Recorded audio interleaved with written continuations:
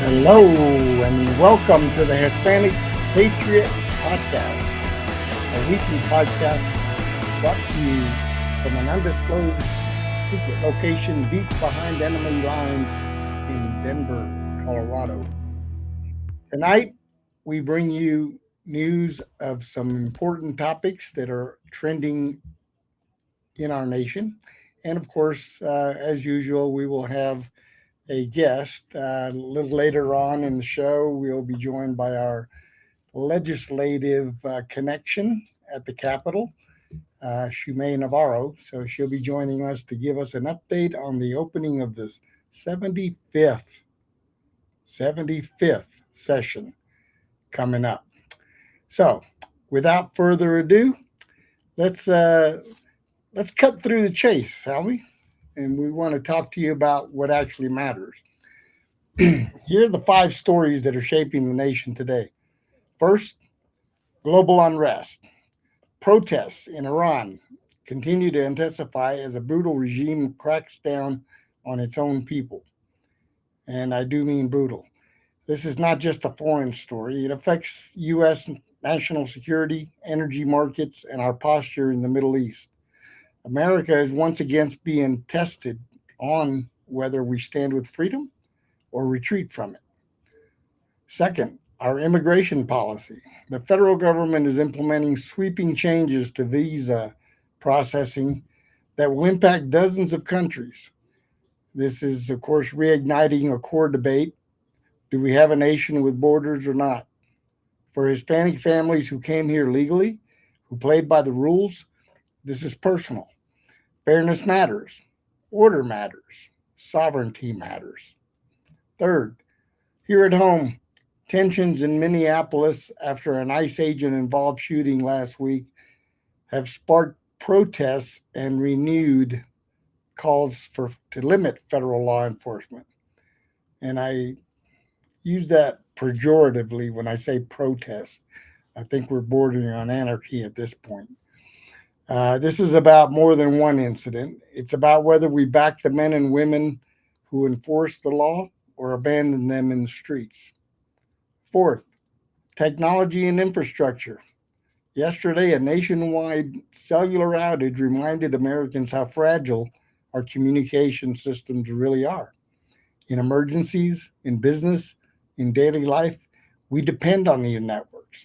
Resilience is national security. And fifth, the economy. Global trade is slowing. Markets are very uneasy. Families feel it at the grocery store and the gas pump, although things have been improving in both those sectors over the last couple of months.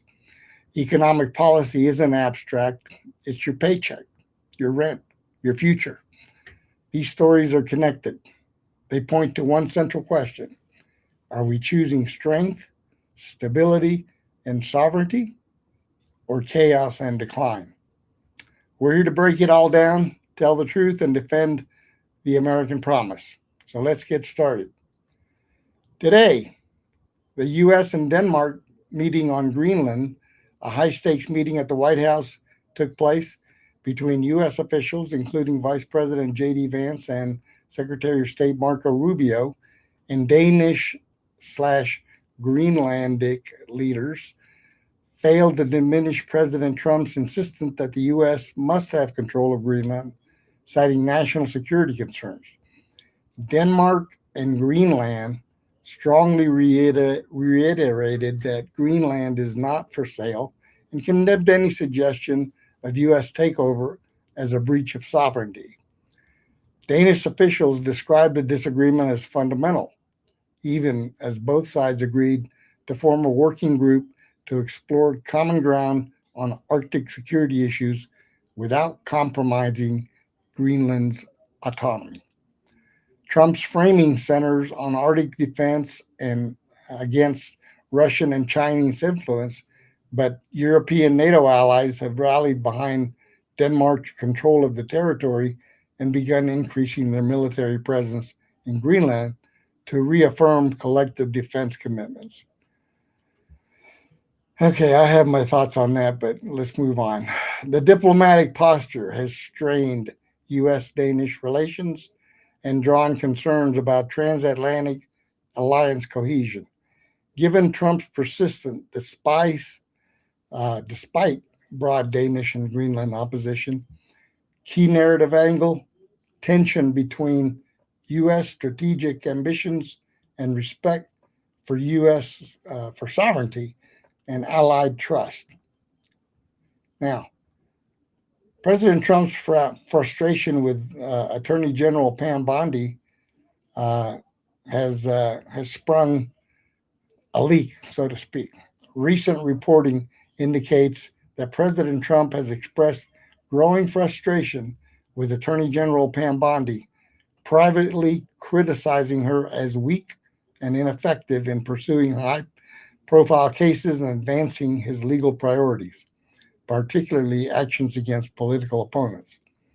According to aides and administration insiders, Trump has complained to staff repeatedly about Bondi's performance and is considering additional internal strategies, including the possible appointments of special counsels to accelerate legal actions he wants pursued. This dynamic reflects broader internal pressure Trump is placing on the Justice Department to align more closely with his agenda, while also underscoring tensions within his own administration as the GOP faces legal and political battles. Key narrative angle, internal White House friction with the DOJ, and potential ramifications of executive branch cohesion and legal strategy. This could get hot, folks. Pay attention to that.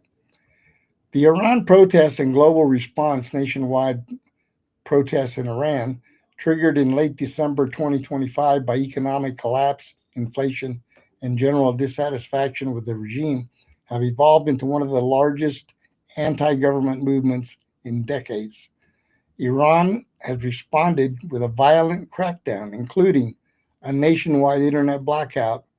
Security forces have killed thousands of demonstrators. Are you hearing that, folks? They've killed thousands of demonstrators. And here we get a lot of flack for killing one anarchist. I don't want to call them or her a demonstrator because she was clearly interfering with federal officials. But just contrast that with what's going on in Iran. They've arrested tens of thousands as the unrest spread to more than 200 cities. The Iranian government's attempts to suppress information with communication blackouts and aggressive arrests have drawn wide international condemnation, prompting global institutions like the UN Security Council to discuss the situation and fears of broader instability.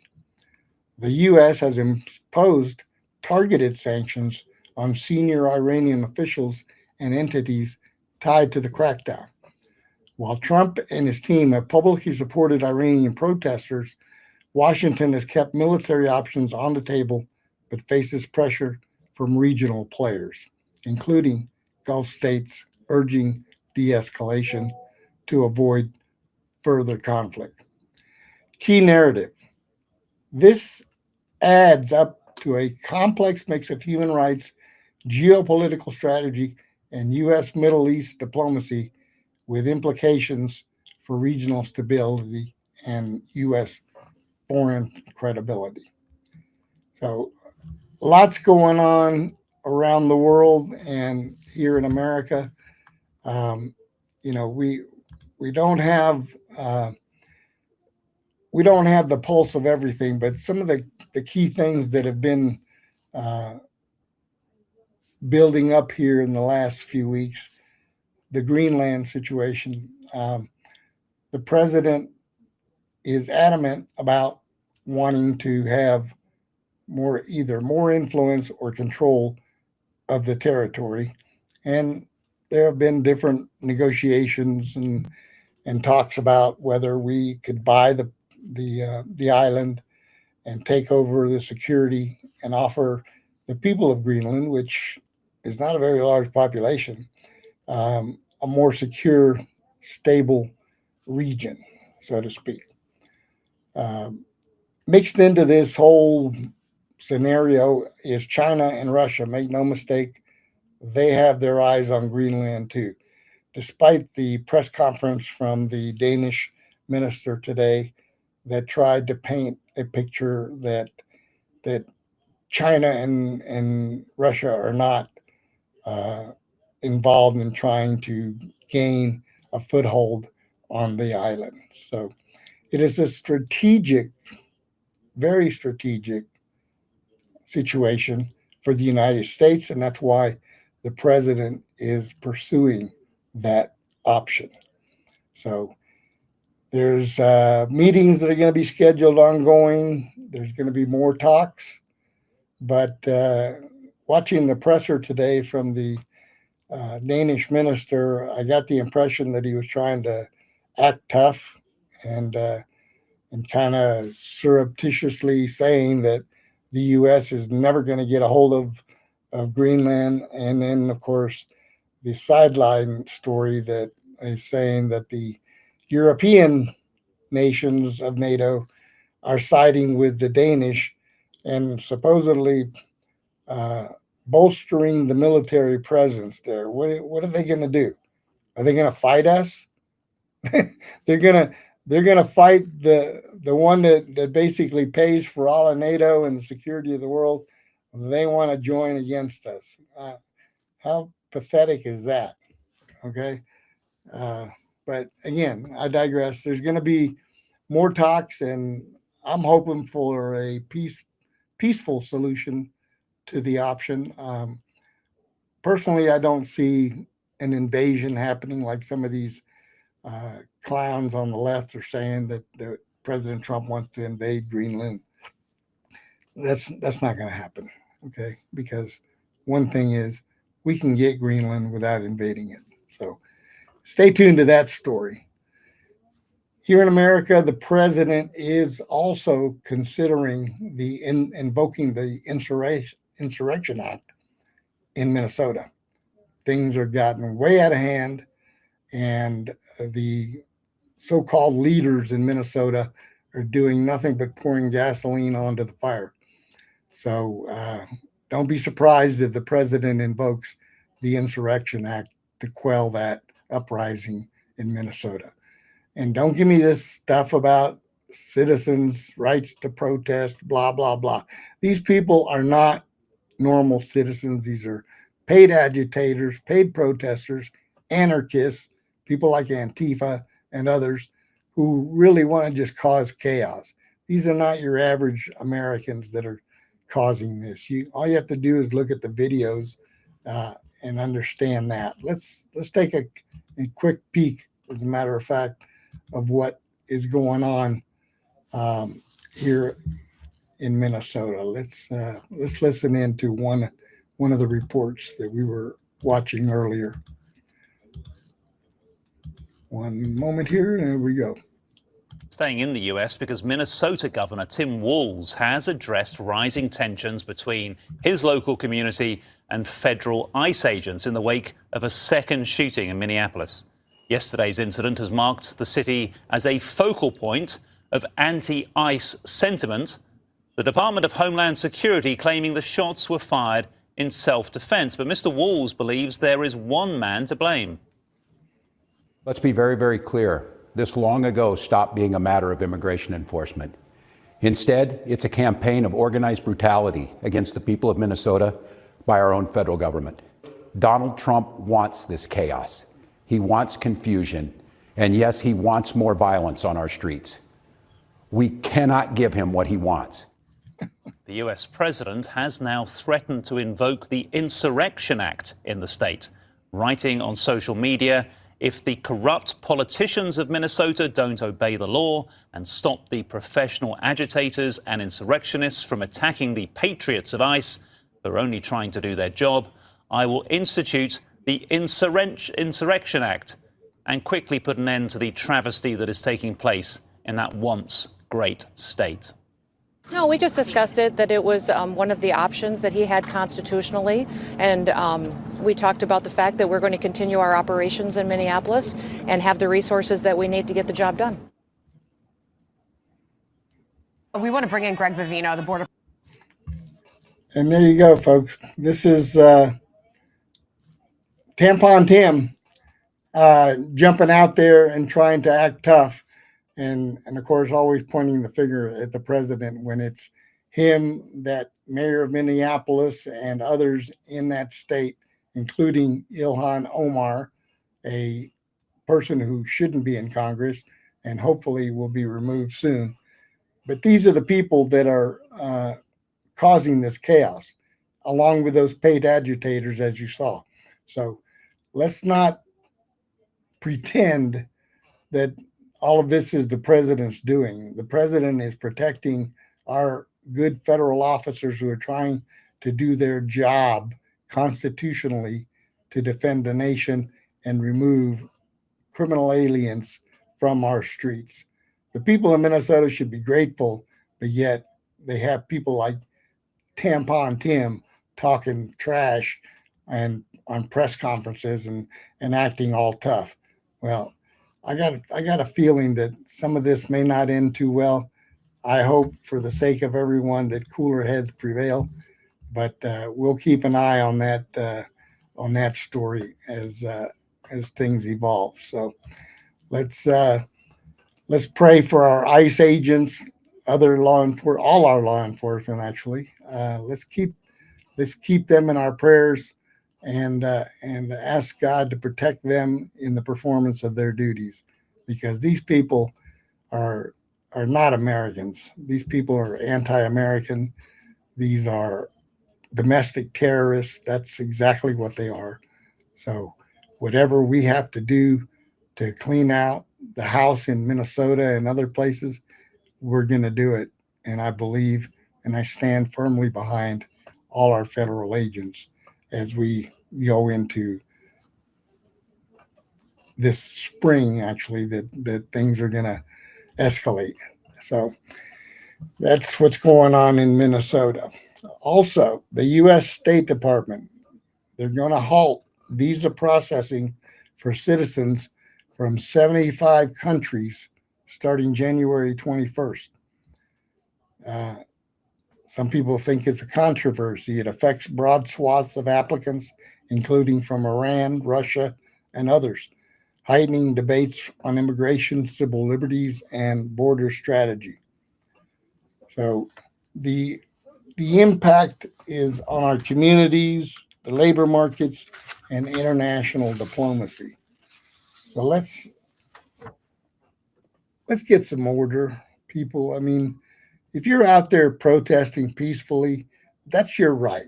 I may not like it, and others may not like it, but if you're just out there doing your civic duty and protesting peacefully, I don't have a problem with that. What I have a problem is with these paid agitators who are physically attacking our law enforcement out in the streets, and that has to stop one way or the other. Now, yesterday, if you're on Verizon, you had an outage in a lot of places in the country. Now, I have Verizon, and I didn't experience any of that. So hopefully they'll get that sorted out and figure out what's going on. All right. Well, now we want to welcome our guest, Schume Navarro. She is our legislative liaison, if you will, at the Colorado State Capitol, and the 75th Assembly launched yesterday. So let's bring in Schume and have her give us a strong update on what took place yesterday at the Capitol. Schume, how are you? Hi, I'm good. I'm tired. I've been working hard. I'll bet.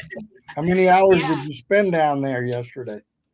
Oh man, all day, and then just all week, just front loading all the content and all the stuff that we have to do for our team to make sure our legislators look the best possible online and all that stuff. I've already put in over 40 hours, which I know but it's fast. It hits fast. So Yep. It's been good. Yeah. Yesterday was awesome. It was, there's a level of excitement that happens when you're just on, at the Capitol, and you have all the hoopla going. You have all of the the swearing in of new legislators and So tell me, the speeches. tell me and the audience, how long did it take the Democrats to launch their insanity before all Oh, the? they show up with it. They show up with it. Yeah, they're funny. Well, I've What's been looking happening at right now? I want you to give us kind of the highlights of what you think were some important issues that were brought up. But I am subscribed to Legiscan, which gives you all the scoop on every single bill. And I'm looking Awesome. at like 3 or 4, 5, 6 pages on here right now. And we've just been in session one day. Yeah, well, and let me tell you, just as a team that does comms, we didn't even get those dropped to us till like literally today. Like it's crazy. They make everything a little difficult for all of us. So you're seeing that in real time, like all of us too. But everybody has a level of 5 bills that they can put in, and somehow it ends up being more per legislator. But the Dems love their legislation. But yesterday was kind of a fun thing. So they have the speeches by the House, the majority leader, the chair, and then also the minority leader, Jarvis, our guy. And he gave a great speech. It's funny how much clapping the Democrats do for just lies that Representative McCluskey was just spewing out. But it was a fun incident that happened, led by Ken DeGraff, Representative Ken DeGraff. And because today they had to set up the schedule, they had to do all this rules and voted in that we're going to have the state of the state tomorrow. And that's what they did yesterday. And Ken DeGraff went up there, Representative Ken DeGraff, he went up there and he did the funniest thing. He wanted to make an amendment on the call for the resolution for the state of the state, for the governor to come. And his amendment was to remove His Excellency from Governor Polis's title, because that's how they've always said it, His Excellency. And he's like, you guys have had your efforts with the No Kings protests, and so I think this is a great way for us to say we are not ruled by a king. It was so funny. And actually Representative Lorena Garcia got up there and agreed and was like, I agree with this this amendment. I think we should call him the Honorable, Governor Polis versus His Excellency. And it was so funny, and it passed. Yeah, it passed. So The amendment passed? Yeah. Oh, okay. Yeah. And so Ken DeGraff, what a funny first day. Like I'm endearing to him. He cracks me up. And he just walked back like Ken's one of the good ones. Yeah, and he just walked back like so happy, like I just did that. It was awesome. I was like, yeah, good job, Ken. That was awesome. And then you can kind of see the reason why it passed is because there's disunity in the Democrat Party. They're having like a civil war between the socialists and then the moderates in their own party right now. So that's that could work in our benefit a little bit, but it did work for that whole excellency amendment. So that was good. Well, maybe there's hope for this session. Yeah, maybe. Maybe. I won't hold my breath, but we'll pray for it. Yeah. Well, what is did they discuss any bills at all, or was it mostly just pleasantries and pageantry yesterday? Well, they went straight into the SMART Act hearings, which is a time when the government agencies have to come in front of the legislature, and they are asked questions about like, what are you doing with this money? What have you done with this? All that kind of stuff. And I can't recall which exactly. It's all been a blur, but I can't recall what hearing it was. But it was one where Representative Sukla was in, and he's from Montezuma, and he is like a cowboy who loves he's a rancher. He's awesome. And then also Representative Max Brooks is in that hearing as well.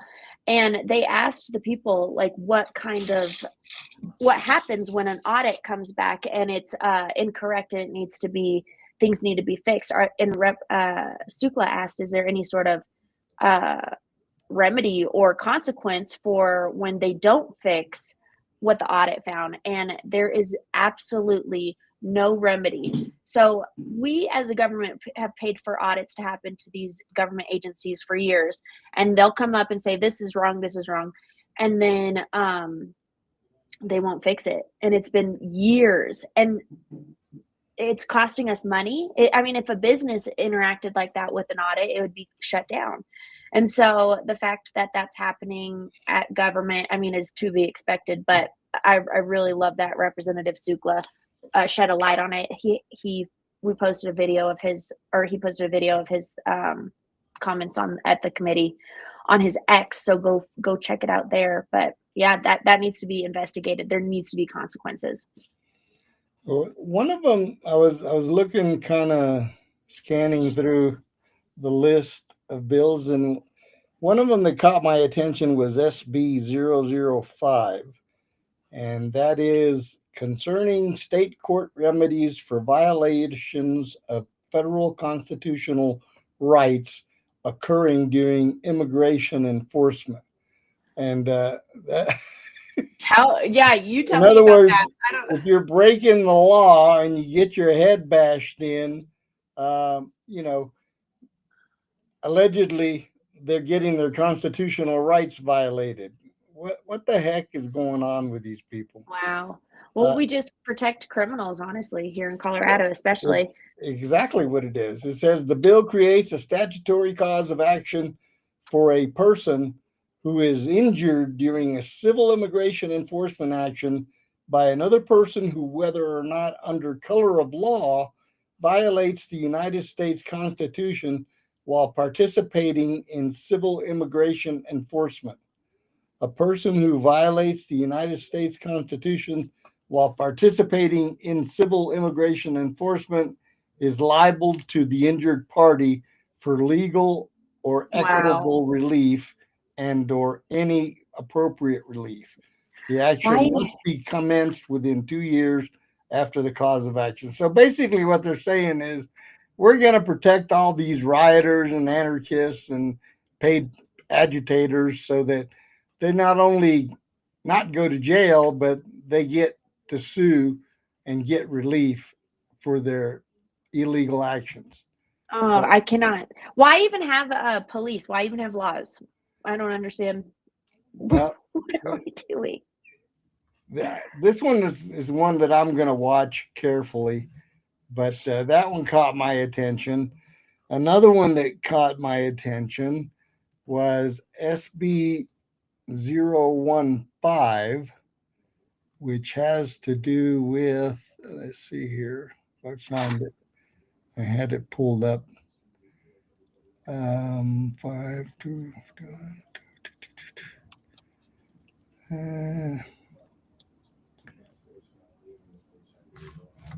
Where is it? No. Okay, so let me talk to me about another one while I'm looking this one up, because I think I want to. Yeah. Okay, so there is a SB, so it's Senate bill. That's what SB stands for. 26, which is the year, dash 018, and it's the legal protections for the dignity of minors, basically.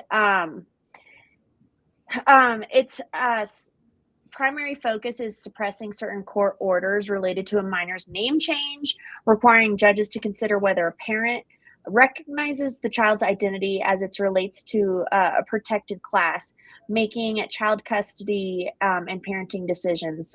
So you could have your child taken away from you. Is that the one that's tied to, what's the one that came out last year? Yeah, it's about the same.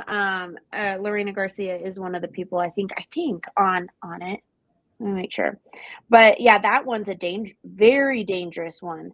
Let's see. Yeah, Lorena Garcia is one of the House representatives supporting it, and Megan Froelich. And then the senators, Katie Wallace and Chris Kohler.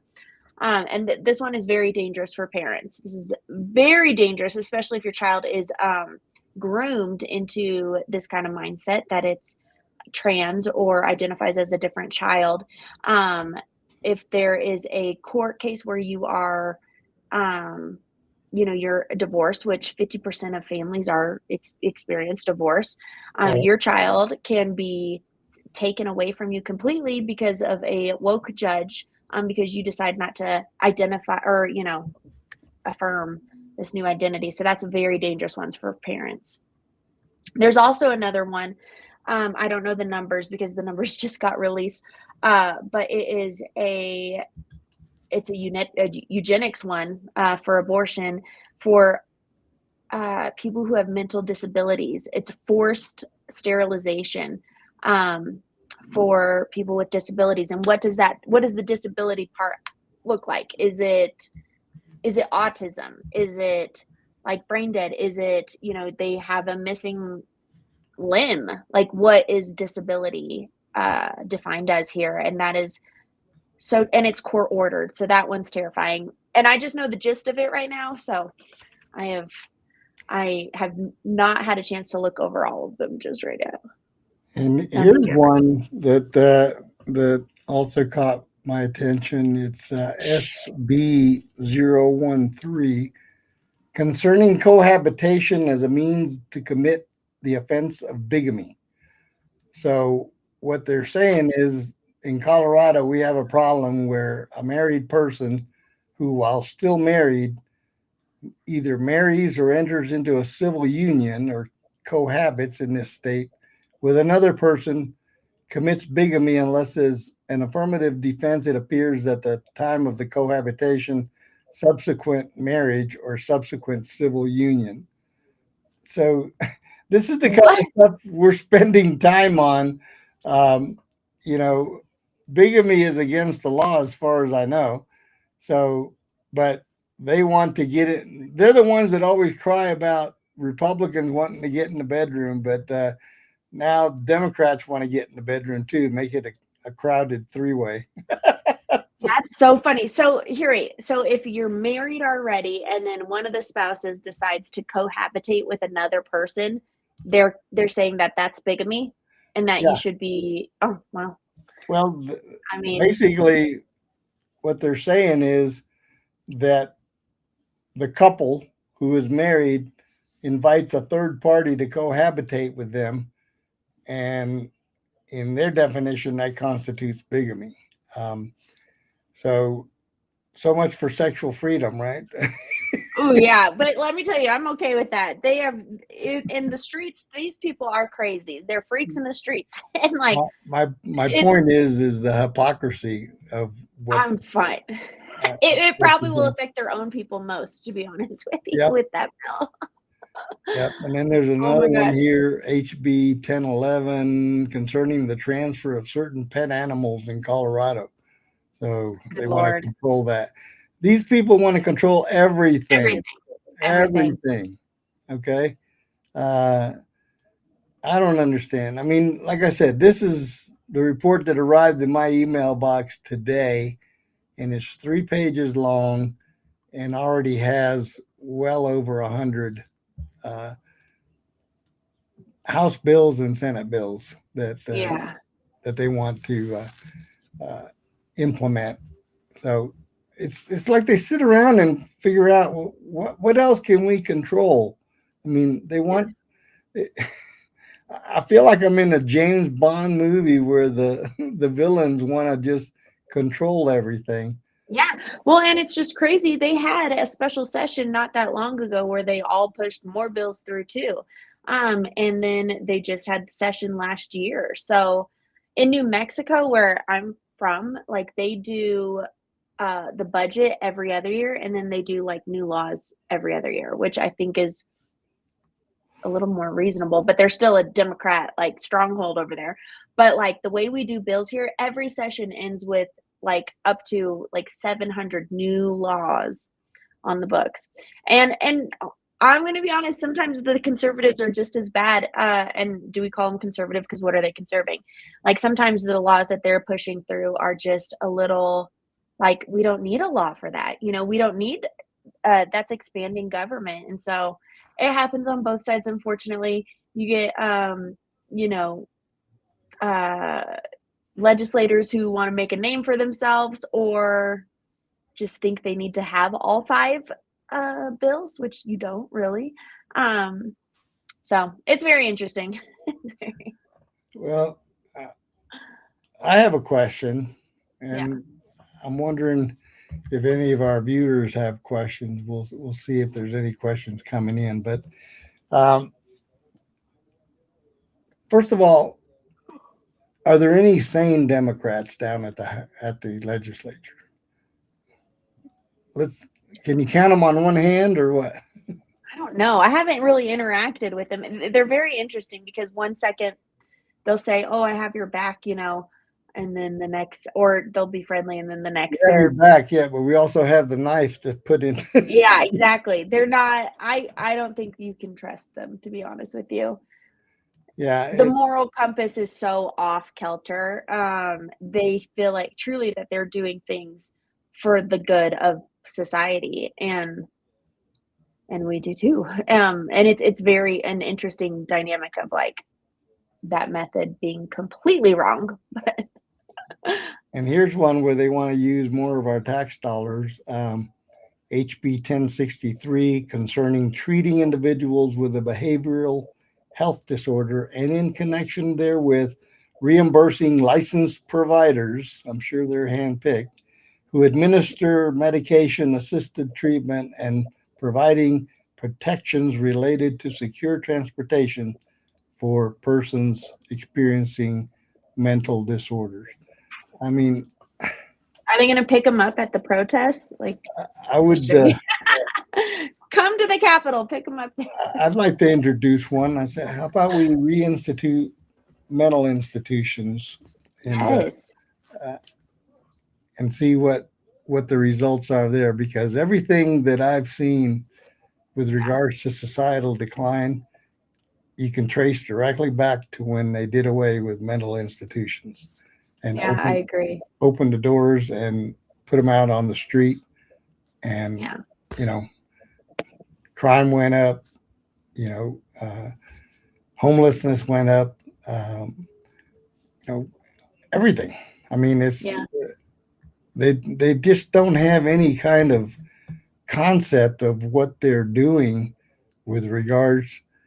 Everybody barks about the homeless situation, but they fail to understand the high percentage of homeless who are mentally ill, legally mentally ill. And I feel for those people because they have no resources. These people need to be institutionalized humanely, but they need to be institutionalized to get the help and the treatment that they need. Some people are just beyond helping themselves. And you can throw money at programs, you can throw money at all kinds of things that they allegedly claim help the homeless, but they're not addressing the core issue, which is mental instability. And I've seen it. I've worked with organizations where we've gone out to feed the poor, the homeless, the hungry, and you can just see it. It breaks your heart to see some of these people, out there, and they have no clue where they are for the most part. Yeah. They take the food, of course, because that's natural, but nobody wants to address that core issue, and they want to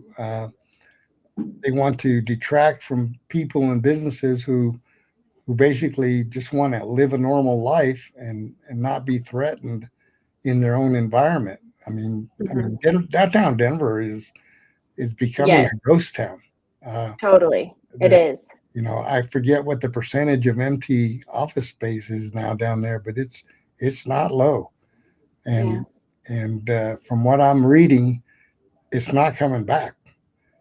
Because it's shifting. There, you have the different areas that are like exciting and more fun. But the homeless stuff, it keeps families from going down there and spending money.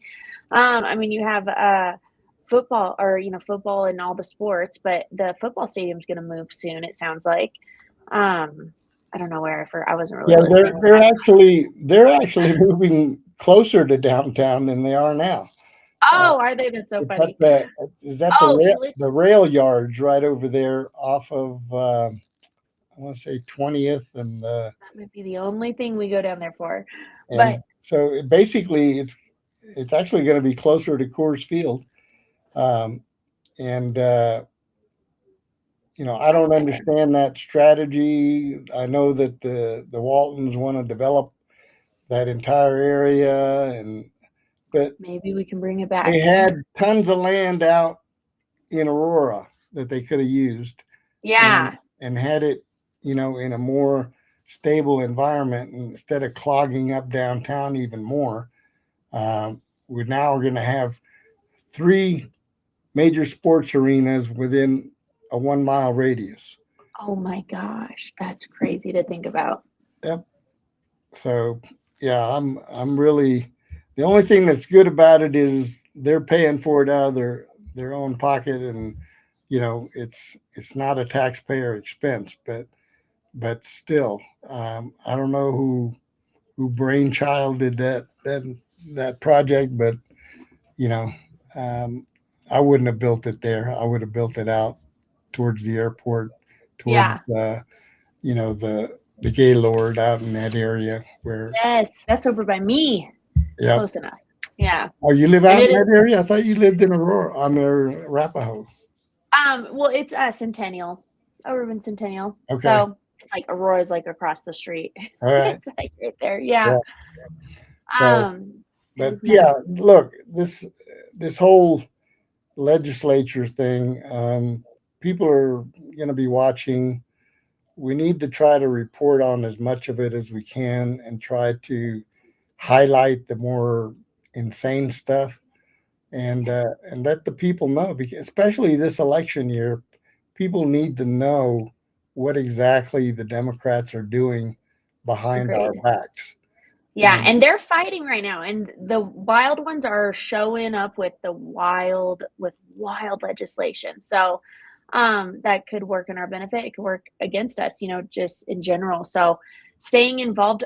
There are a couple legislators that I think are great to follow on X or on Facebook or Instagram, wherever you are. We have Representative Brandy Bradley. You can find her on X. That's who I work for specifically. And then I share resources. I'm a shared resource too with Max Brooks. He's also a Douglas County legislator. And then also Ken DeGraff. He's from Colorado Springs, Representative Ken DeGraff. And just work, in essence with Representative Sukla's aide today to help with the video and stuff, just getting the word out about what's happening. So those are some awesome legislators to follow. Also Representative Scott Bottoms, who's also running for governor. I love him and his wife. They are some of my favorite people. I love his wife so much. Well, we want to invite you to feel free to go to our Facebook page and Instagram and X and upload any pertinent information that you want to disseminate on there. I will. We're trying to get more active on there and be more informational, if you will, so that people can see what's going on in the state. There's obviously a lot of different stories, but our state legislature is what I really want to highlight this year, and to show the people what these people are doing. Yes. Jeff Hunt says it all the time. He says, stop electing Democrats if you want to fix the problem. And, that sounds trite, but it's true. I mean, I'm not, and don't get me wrong, I'm not happy with all Republicans either. Yeah. But, there's some that really need to go. but Yes. but at the same Well, time, we have to be able to disseminate the information to the people so that they can make informed decisions when they vote for some of these statewide offices coming up in November. Uh, yes, Governor, agreed. Attorney General, Secretary of State, Treasurer. Those are the big four, and we need to get our share of those. We can't have the Democrats controlling all the major state offices anymore. Yes, agreed. God willing, we can get the governor's office uh, and attorney general at the very least, but definitely we should be fighting for that Secretary of State spot because that's the one that affects our election processes. And we need a strong conservative in there that is going to Yes. try to right the ship. So, So, a group of legislators and like just parents and activists came together, I being one of them, and we started a PAC called We the Parents. And our goal is to like restore liberty by protecting parental rights because that's at the core. Family is the core of civilization, to be honest, right? And like it was founded by like moms and dads, community leaders who just are tired of finding legislators who don't care and don't fight for parents. And so if you want to know where to put your money, like that's a great place to kind of, give $5 a month, $10 a month, $50 a month, 100, whatever you want to give.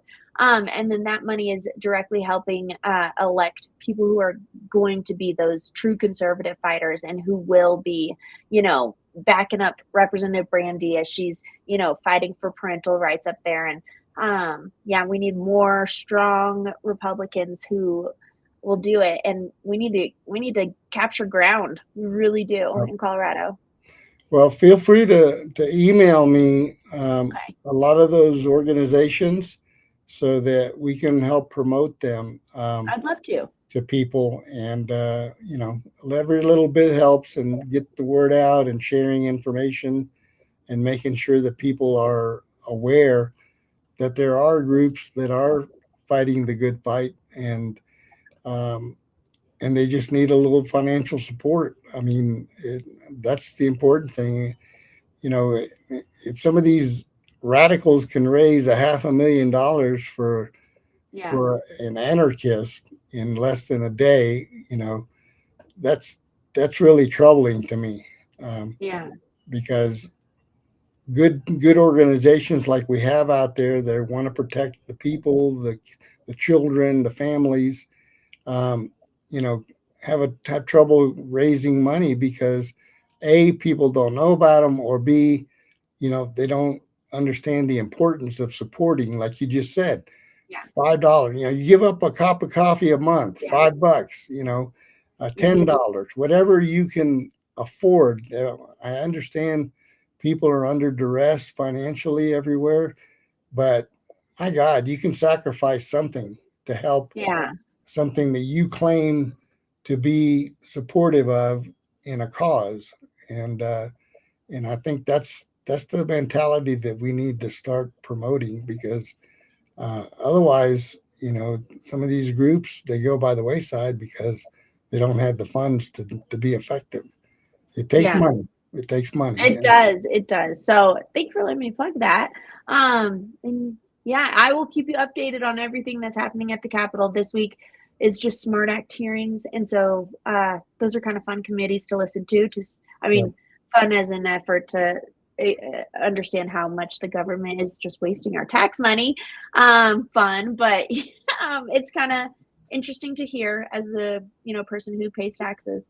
And then the bills and those actual committee assignments will start happening like in February, that last week of January, first week of February. So it's 120 days. So, and it's going to go fast. So when is the State of the State speech? It was today. Oh, it was today. Okay. Yeah. And it was. I'll have to tune into that, see what he had to say. 135 or an hour and 35 minutes. And he brought up Taylor Swift 3 times. And his Marlon had his dog, in the chamber, which is just so appalling to me. And Let me Bradley guess, posted. the state of the state is in excellent condition. Yeah, that's his report. Crime is down, taxes are down. Unbelievable. I'm gonna have to pull that up and Suffer through it. Yeah, pull some snippets out of there. you should. But we're heading into caucus season. We've got opportunities to put up some good candidates, I believe, and we just need to unite and try to get people focused on the prize instead of minutia.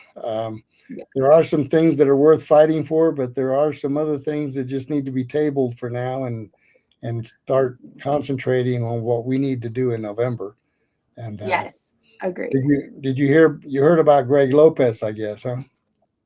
Oh yeah. He went unaffiliated. Unaffiliated. Yeah. So I know. I am just not saying anything until the primary. I kind of am just, I lost my brother not that long ago, so I've kind of disconnected a lot. Sorry about that. That's But so I disconnected a little bit. I don't know. I love a lot of people in there. I love Greg. I love Scott. I love Mark Baisley. We had him on last week's show, so tune into the episode back last week, and you get a feel. I will. What we wanted to bring him on to get his input as to why he did what he did and what he expects to accomplish by doing it. So, I mean, Greg is still a friend. I consider him a patriot. I told him personally I didn't agree with the move, but which is fine. Sometimes you got to do what you got to do, and we'll see how it plays out. I'm strongly curious about how it's going to play out because this is something that has never really been done before. I know, it's going to be interesting. At least not that I know of. And so that's June, correct, for the primary? Yep. All right. Well, he won't be in the primary. He's going straight to the general. That's the strategy. He has to petition. He has to raise 1,000 signatures from each of the congressional districts. And that's how you get on the November ballot.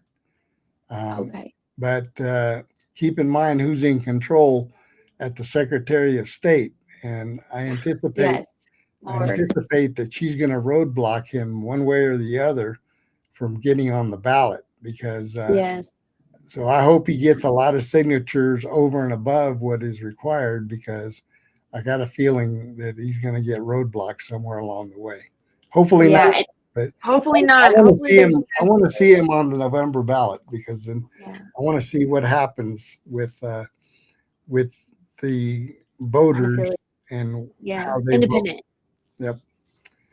All right. Well, if you got anything else, we can close out. If not, then we'll be in touch and we'll keep you abreast of what we're doing. And don't hesitate to contact us if you have something important that you want to highlight or bring out. You can always come on for a short segment.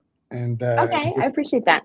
Just report anytime. That's what we want. We want you to be our eyes and ears down at the Capitol there.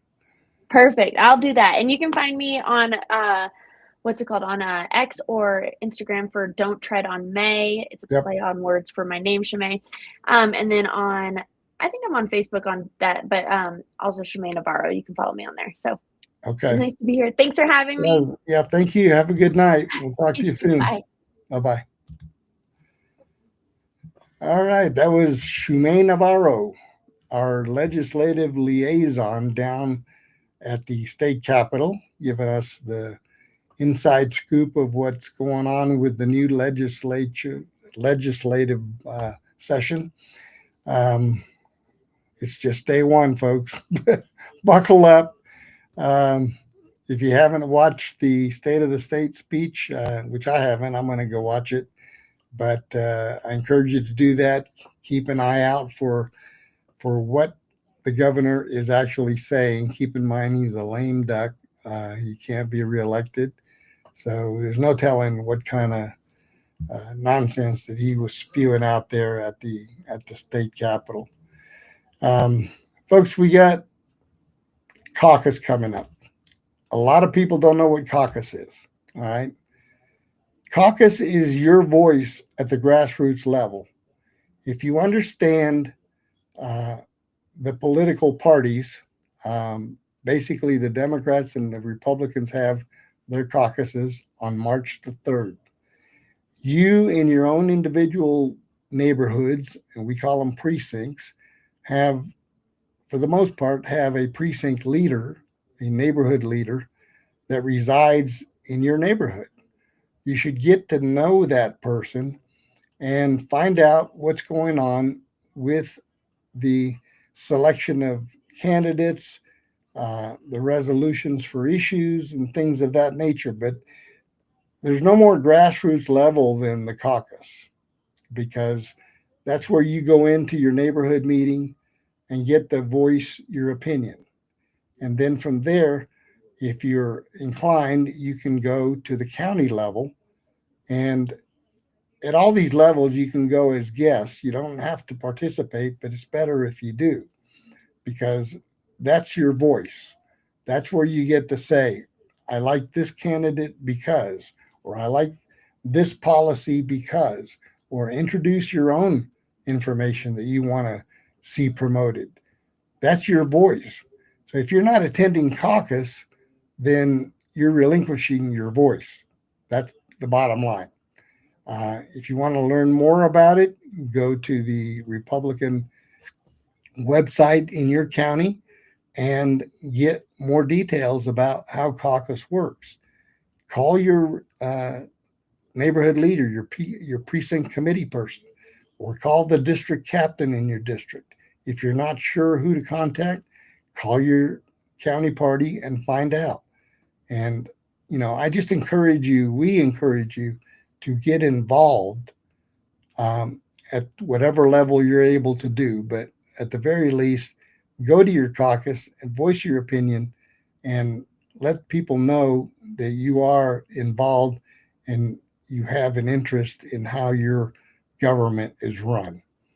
If you don't participate and you don't vote, then basically you are relinquishing a sacred right as a U.S. citizen. And that's a fact, okay? It's not my opinion.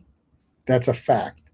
So if you're going to complain about how things are going and you're not voting, then you've lost your right to complain, in my opinion. I'm sorry. You relinquish your right, that means you don't have a right. And that's your doing, not anybody else's. So please think about going to your caucus, talk to your neighbors, find out who the leaders are, attend your caucus.